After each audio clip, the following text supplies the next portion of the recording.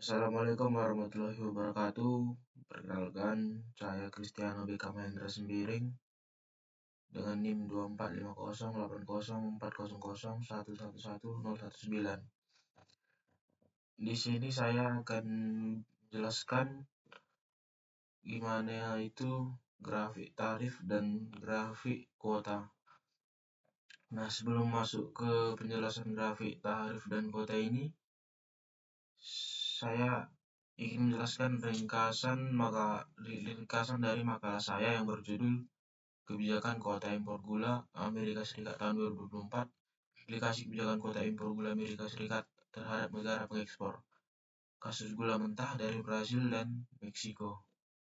Nah, di pendahuluan di mana Amerika Serikat menerapkan kebijakan kuota impor gula untuk melindungi industri gula domestik dari persaingan harga gula internasional yang lebih murah melalui sistem tarif rate kuota. Amerika Serikat membatasi jumlah gula yang dapat diimpor dengan tarif rendah, sementara gula yang melebihi kuota dikenakan tarif yang lebih tinggi. Kebijakan ini bertujuan untuk menjaga stabilitas harga gula di pasar domestik. Selanjutnya untuk ke bagian rumusan masalahnya. Yang pertama itu bagaimana kebijakan kuota impor gula di Amerika Serikat mempengaruhi negara penghasil gula utama seperti Brazil dan Meksiko.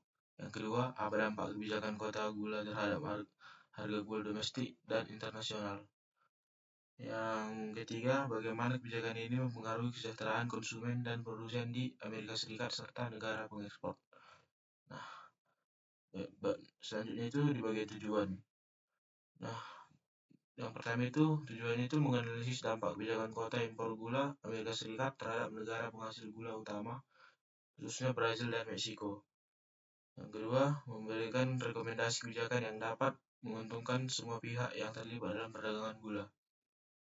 Nah, masuk ke dalam bagian pembahasan itu, di mana pengertian dan konsep kuota impor. Kuota impor adalah kebijakan yang membatasi jumlah barang yang dapat diimpor dalam periode tertentu.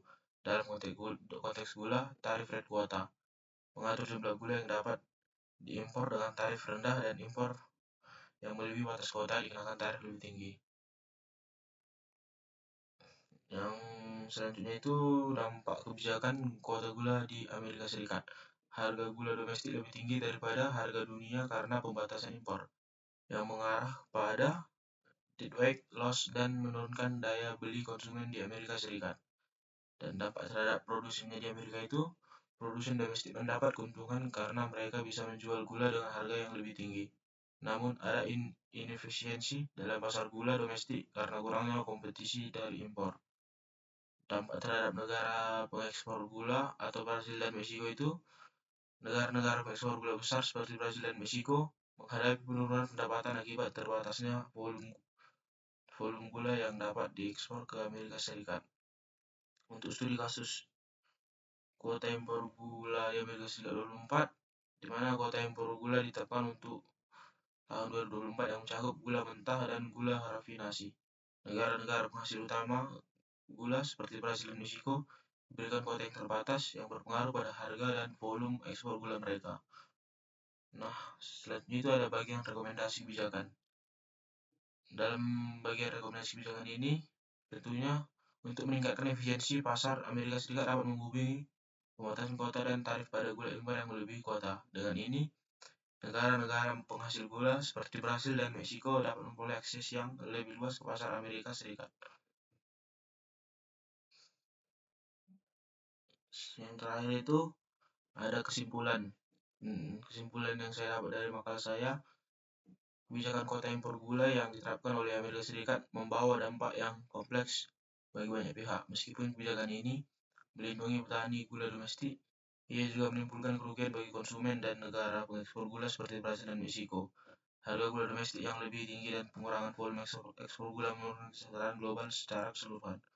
Oleh karena itu, reformasi kebijakan yang lebih fleksibel dan berimbang sangat diperlukan untuk menjaga hubungan perdagangan internasional yang lebih adil dan meningkatkan kesejahteraan konsumen, produsen, dan negara-negara pengekspor gula. Nah, segitulah ringkasan penjelasan dari ringkasan makalah saya. Selanjutnya saya akan mencoba menjelaskan gimana itu grafik tarif dan kuota. Nah, tentunya kita masuk ke slide grafik tarif.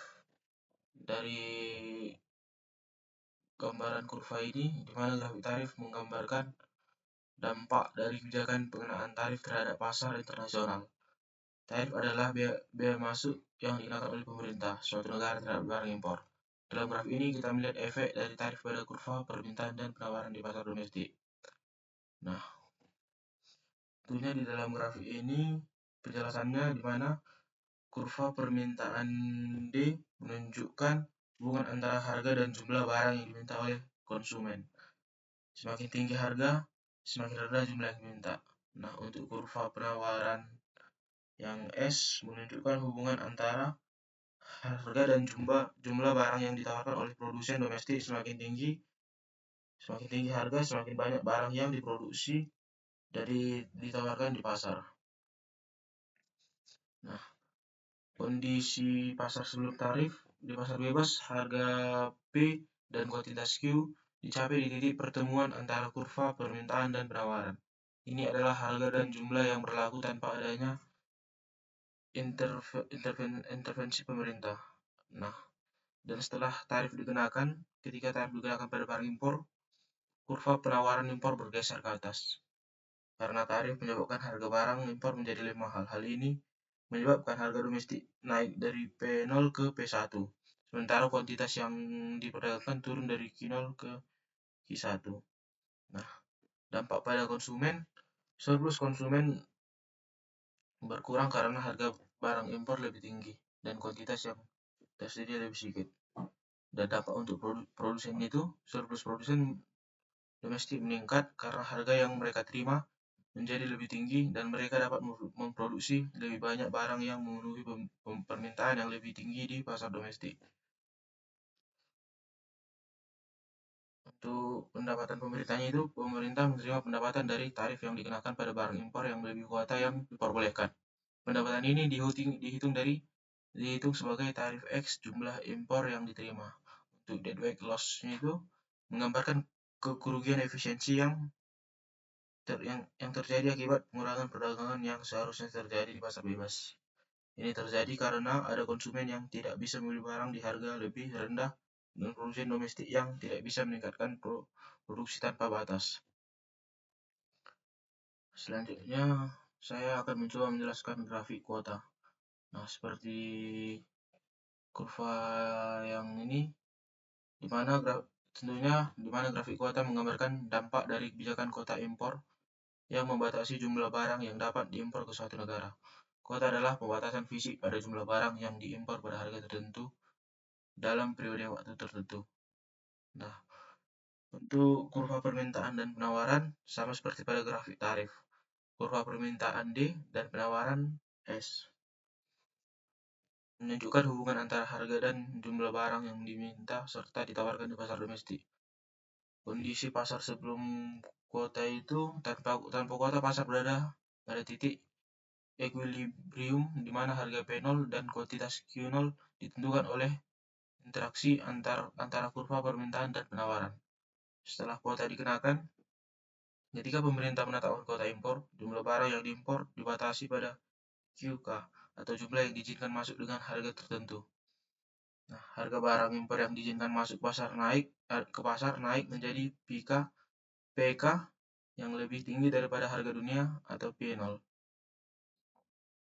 Kuota mengurangi jumlah barang yang dapat diimpor dan membatasi pasokan dari luar negeri. Sementara produsen domestik dapat menjual lebih banyak barang dengan harga yang lebih tinggi.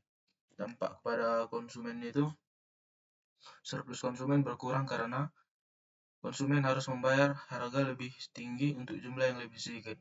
Akibat terbatasnya jumlah barang yang dapat diimpor, surplus konsumen yang hilang digantikan oleh keuntungan yang didapat oleh produsen domestik atau pihak yang mendapat izin kuota.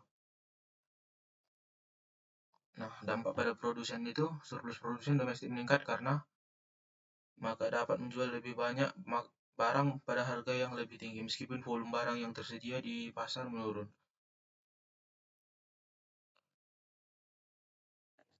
Nah, jadi perbedaan antara tarif dan grafik tarif dan kuota itu, di mana tarif menghasilkan pendapatan untuk pemerintah dan harga untuk konsumen naik, tetapi jumlah barang yang diperdagangkan masih dapat berfluktuasi. Dan kota tidak selalu menghasilkan pendapatan untuk pemerintah, namun menciptakan kuota rent bagi pihak yang memperoleh izin. Jumlah barang yang diperdagangkan terbatas lebih ketat dan deadweight loss sering lebih besar dibandingkan dengan tarif. Nah, ini sumber dari grafik tarif dan kuota tadi. Mungkin cukup penjelasan tentang ringkasan makalah dan grafik tarif dan kuota dari saya. Jika ada kesalahan kata, mohon dimaafkan. Terima kasih.